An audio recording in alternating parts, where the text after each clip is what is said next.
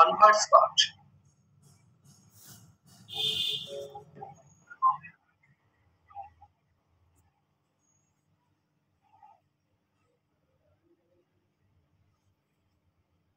এরপর আমরা ধরবো যে n একটা প্রাইম সংখ্যা হলে zn প্লাস ডট সে একটা ইন্টিগ্রাল ডোমেন হবে।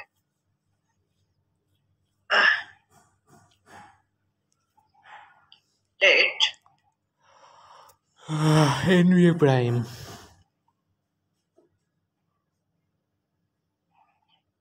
be a prime number.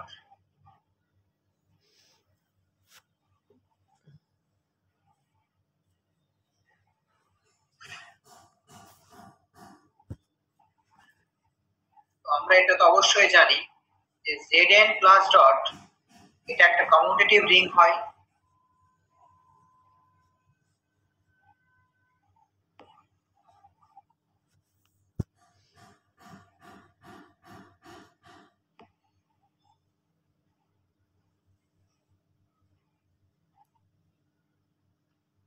এবং ইউনিটিও আছে এখানে।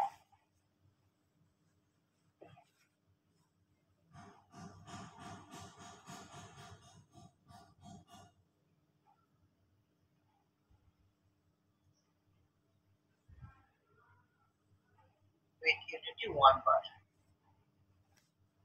তো এখান থেকে দেখো zn প্লাস ডট এটা একটা কমিউটেটিভ রিং উইথ ইউনিটি, আর nটা ধরা হয়েছে একটা প্রাইম সংখ্যা।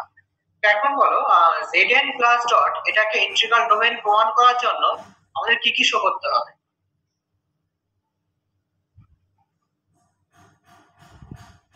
ডিভাইজার অফ জিরো নেই সেটা দেখাতে পারি, ইউনিটি আছে। দেখো হ্যাঁ, ইন্টিগ্রাল ডোমেন দেখানোর জন্য আমরা চারটে কন্ডিশনের কথা বলেছিলাম। প্রথমটা হচ্ছে নন ট্রিভিয়াল কন্ডিশন। তো n একটা প্রাইম সংখ্যা মানে n অবশ্যই একের থেকে বড়। মানে এখানে যে সংখ্যাটা আছে n সে একের থেকে বড়, মানে অ্যাট লিস্ট 2 বা 3 4 এরকম। কাজেই zn এটা এখন non trivial ring, n prime সংখ্যা হওয়া মানে নন ট্রিভিয়াল হচ্ছে। আচ্ছা, the non trivial ring with unity, unity 1 বার রয়েছে। আসলে কমিউটেটিভ জানি আমরা, নন ট্রিভিয়াল হচ্ছে, ইউনিটি কন্টেইন করছে এবং কমিউটেটিভ রিং। ইন্টিগ্রাল ডোমেন দেখানোর জন্য আর একটা মাত্র কন্ডিশন বাকি রয়েছে, সেটা হচ্ছে এ রিং ও ডিভাইজার অফ জিরো কন্টেইন করবে না। জাস্ট ওটা প্রমাণ করলেই আমাদের এখানে কাজটা কমপ্লিট হবে। Thus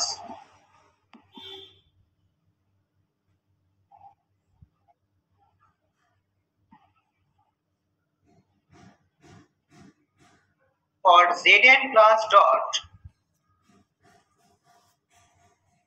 to be an integral domain,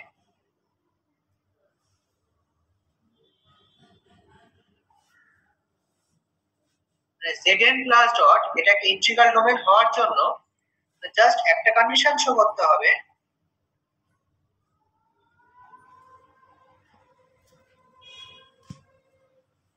we need to show that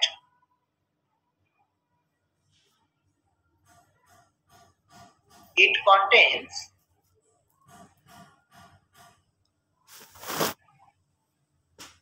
no divisor of zero. এই রিংটা no divisor of zero contain করবে না, এটা আমরা দেখাবো। তার জন্য আমরা ধরে নিচ্ছি let a bar and b bar be two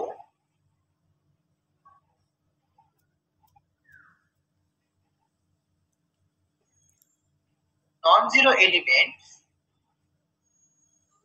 in Zn, মানে a আর b দুটো non-zero element আমরা ধরে নিয়েছি। এবার আমরা ধরে নিচ্ছি যে এই দুটো non-zero এলিমেন্টের গুণফল এটা সমান জিরো এলিমেন্ট। আমরা ধরে নিচ্ছি এই দুটো non-zero এলিমেন্টের গুণফল জিরো এলিমেন্ট হবে।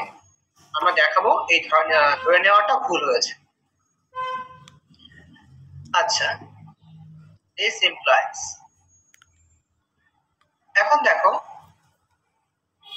যেহেতু এই a বার আর b বার জেডএন এর দুটো এলিমেন্ট, তাহলে এ বার সে এন বারের থেকে ছোট হবে, আবার বি বার এন বারের থেকে ছোট হবে। তো জেডএন এর মধ্যে, হ্যাঁ বলো কিছু বলছো? হ্যাঁ ঠিক আছে।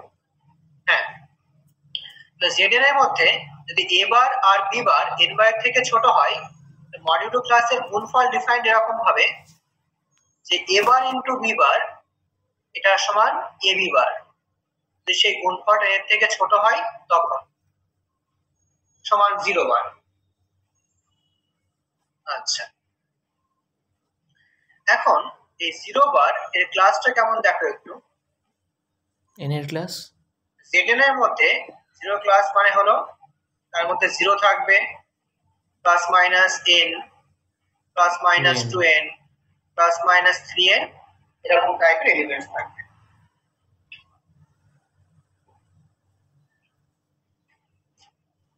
দেখো, তাহলে এখানে বললাম যে এ বি বার সমান 0 বার, আবার 0 বারটা ক্লাস হলো এরকম। তার মানে এই ক্লাসটাই এখন এ বির ক্লাস, মানে এ বির ক্লাসটাই হচ্ছে এখন 0 plus minus n plus minus 2n এরকম। এ বির ক্লাসের এলিমেন্টস গুলো এখন এই ফর্মে, আর এই প্রত্যেকটা এলিমেন্টকে খেয়াল করে দেখো n সংখ্যাটা ডিভাইড করে।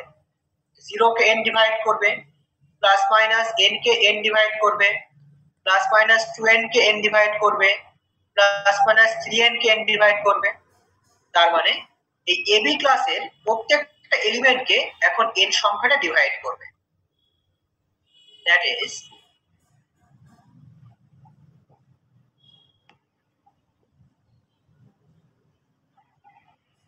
n divides ab। এই লাইনটা বুঝতে পারলে? হ্যাঁ দা। তো এই এবির মাথায় পুরোটা বার কি করে হলো, এই লাইনটা একবার একটু বলো। হ্যাঁ, ধরো zn এর মধ্যে দুটো এলিমেন্টস আমি নিলাম,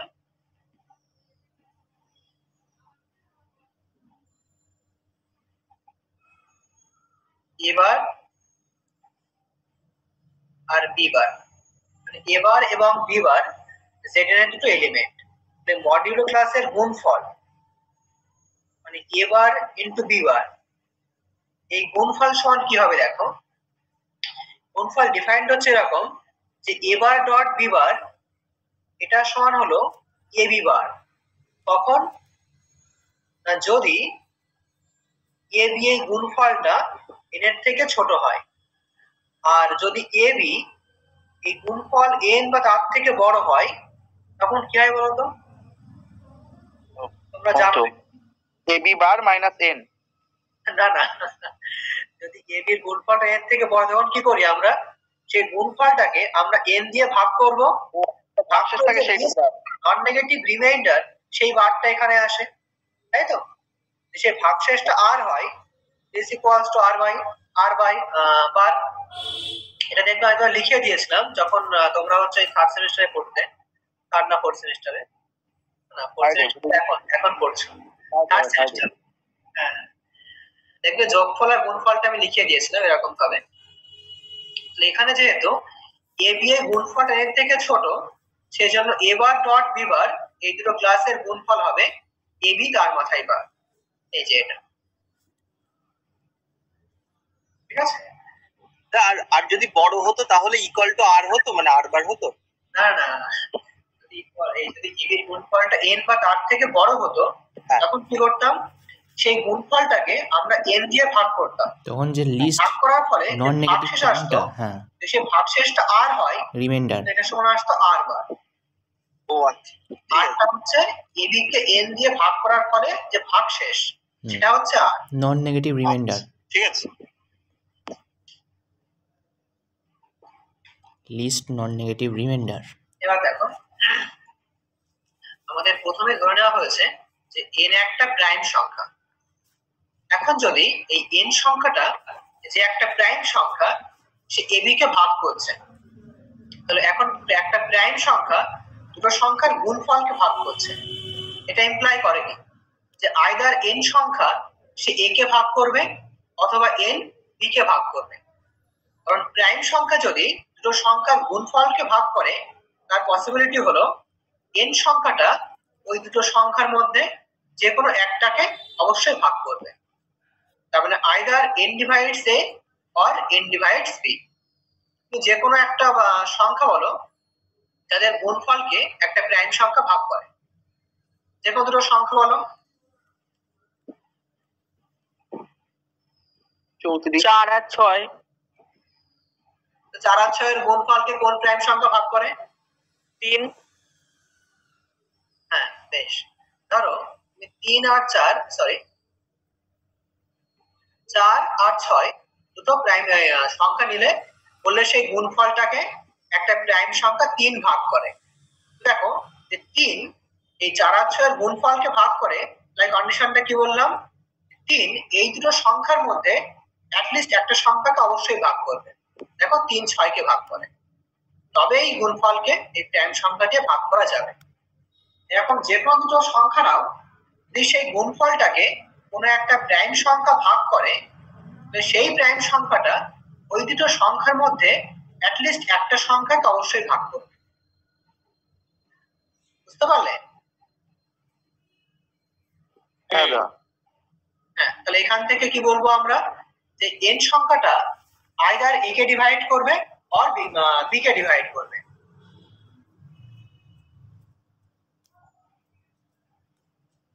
Since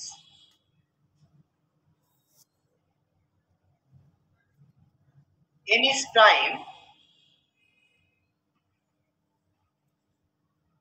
then either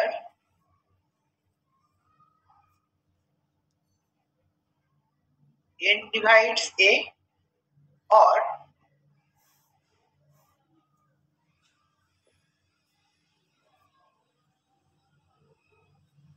n divides b। মানে হয় n a কে ডিভাইড করবে অথবা n b কে ডিভাইড করবে।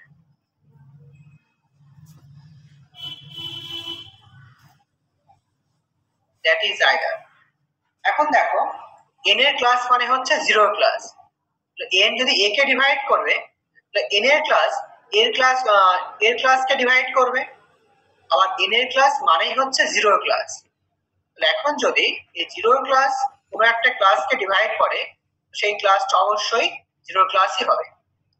দ্যাট ইজ আইদার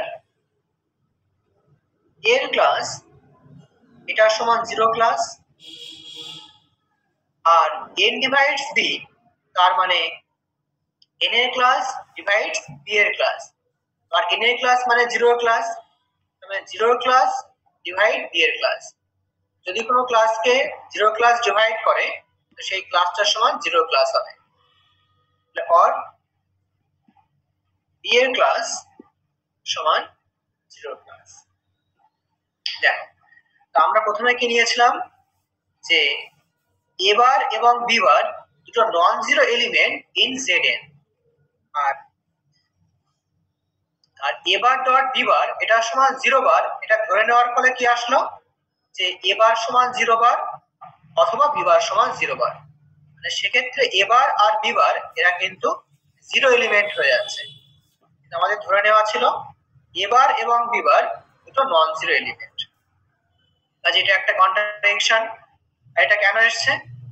এই a বার ডট b বার সমান 0 বার এটা ধরে নেওয়ার ফলেই এই কন্ট্রাডিকশনটা এসেছে, which is a contradiction.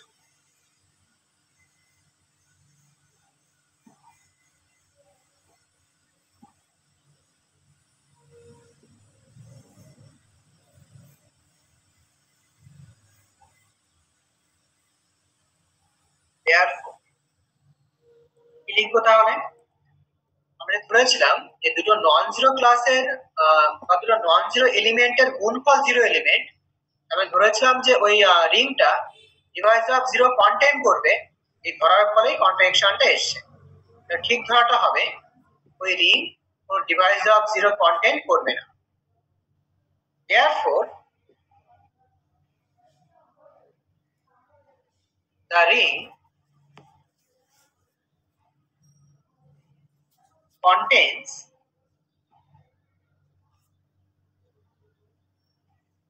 no divisor of 0, and consequently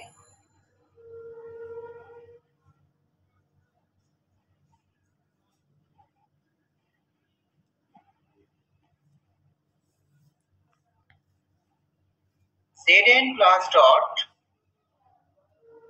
is an integral domain.